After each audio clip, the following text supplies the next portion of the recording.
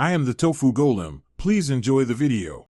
In this video, I will explain how to open a Chevrolet Cruze dashboard. First, always prioritize safety by disconnecting the negative terminal of your car's battery. This prevents electrical shorts during the process. Next, ensure you have the right tools, including a plastic trim removal kit to avoid scratches and a set of screwdrivers. Finally, clear the workspace by removing any floor mats or personal items that might get in your way. Now let's start with the trim. Using your plastic trim removal tool, gently pry off the side dashboard trim panels. Work slowly to avoid damaging the clips.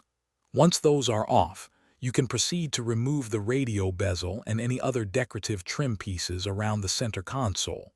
Often, screws are hidden beneath these panels, so keep an eye out for them as you go.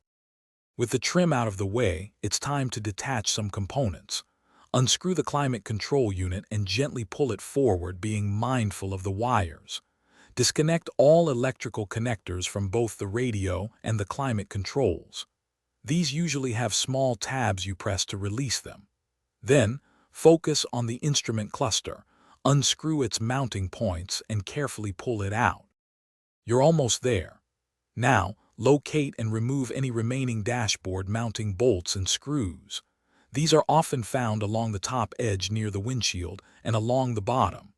Once all fasteners are removed, carefully pull the dashboard away from the firewall, checking for any last hidden wires or connectors. Remember to check the description for a link to *The Simple Path to Wealth * and other great deals. Keep your removed parts organized for a smooth reassembly process. Thanks for watching. Consider subscribing if we helped you today.